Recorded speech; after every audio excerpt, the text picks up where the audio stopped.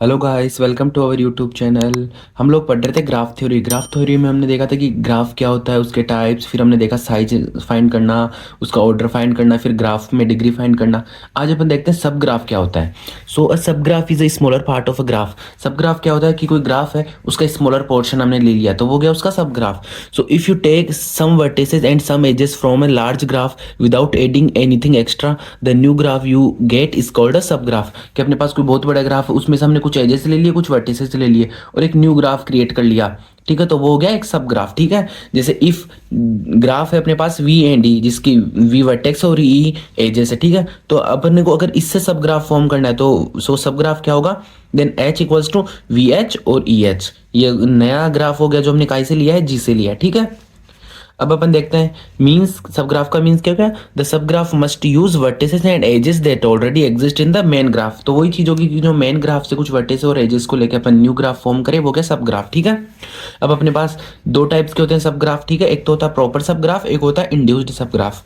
अब प्रॉपर सब ग्राफ कौन सा होता है, a smaller graph that does not include all edges vertices of the main graph. कि वो छोटा सा ग्राफ जिसमें मेन ग्राफ के सारे वर्टिसेस एजेस ना इंक्लूड हो, वो होता है प्रॉपर सब ग्राफ। और इंड्यूस्ड सब ग्राफ कौन सा होता है, if you choose a set of vertices and include all the edges among them that exist in the original graph. ठीक है, कि हमने एक वर्टिस ले लिया, जितनी भी एजेस है वो सारी ले ली, तो होता है इंड्यूस्ड सब ग्राफ। ठीक है, जैसे अपने पास एग्जांपल ये मेन ग्राफ था अपने पास जी, जिसमें वर्टिसेस थी ए बी सी डी। ठीक है, और इसके एजेस थी A B B C C D A D and A C. ठीक है, अब अपने को क्या बनाना है, सब ग्राफ बनाना है जिसमें अपने को सिर्फ तीन लेनी है vertices, A B and C, D को नहीं लेना।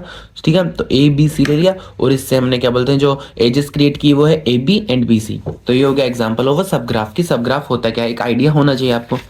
अब जो अपन टॉपिक पढ़ेंगे उसका नाम है matrix representation of a graph. ये इंपॉर्टेंट टॉपिक है, ये हमेशा आ जाता है एग्जाम में। So graph can be represented using matrices. की ग्राफ को अपन मैट्रिसेस के फॉर्म में भी रिप्रेजेंट कर सकते हैं। So the two most common matrix representations are, अपन दो तरीके से रिप्रेजेंट करते हैं मैट्रिक्स के फॉर्म में। एक तो होता है एडजेसेंसी मैट्रिक्स, एक होता है इंसिडेंस मैट्रिक्स। कौन कौन से, एडजेसेंसी एंड इंसिडेंस। ठीक है, अब सबसे पहले देखते हैं एडजेसेंसी। ठीक है, so it shows the which vertexes या नोड्स आर कनेक्टेड। ये क्या बताता है कि कौन सी वर्टेक्स किस किस से कनेक्टेड है, तो ये बताता है एडजेसेंसी मैट्रिक्स में। ठीक है, if there is an edge between two vertex, की अपने पास दो वर्टेक्स है, दोनों के बीच में कोई एज है, मतलब एक दूसरे से कनेक्टेड है, तो अपने को लिखना है 1। And if there is no edge, अगर कोई एज नहीं है तो अपने को क्या लिखना है, 0। And it is a square matrix. जो एडजेसेंसी मैट्रिक्स होती है ना, वो हमेशा स्क्वायर मैट्रिक्स होगी, ये चीज हमेशा याद रखना है। ठीक है, सो जैसे अब सब पहले देखते हैं अनडायरेक्टेड ग्राफ के लिए। जैसे तो हमने यहाँ पे भी क्या लिया, वर्टेसेस लिए, यहाँ पे भी लिया वर्टिसेस। क्यों, क्योंकि it show the which vertices are connected, की V1 से है या नहीं है, V1 V2 से है, V1 V3 से है। तो इसमें सिर्फ अपन वर्टेसेस को लेते हैं। ठीक है, so it is also square matrix, क्योंकि नंबर ऑफ वर्टेक्स तो सेम ही होगी ना। सो फर्स्ट ऑफ ऑल अपन देखते हैं V1 का V1 से नहीं है, क्योंकि सेल्फ लूप है नहीं, तो ये हो गया हमने 0। अब V1 का V2 से कनेक्टेड है तो 1, V1 का V3 से है तो 1, एंड V1 का V4 से है तो 1। ठीक है, हमने लिख दिया।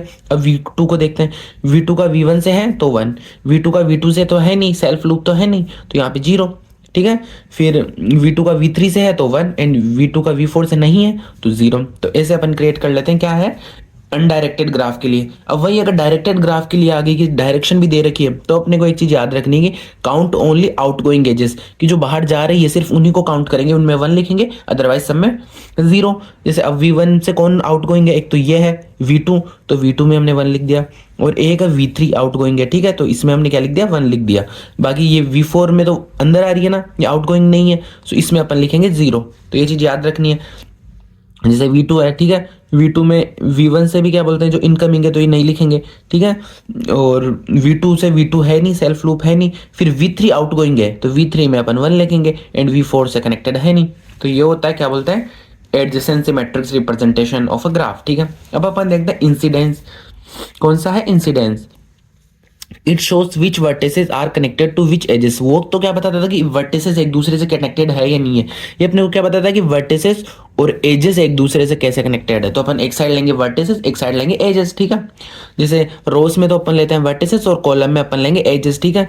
If vertex is a part of an edge, अगर वर्टेक्स उस एज का पार्ट है तो अपन लिखेंगे क्या 1, एंड अदरवाइज वी राइट 0, ठीक है। And it is not a square matrix, की नेसेसरी नहीं है कि स्क्वायर मैट्रिक्स हो ही, क्योंकि number of vertex and number of edges जरूरी नहीं इक्वल हो, ठीक है।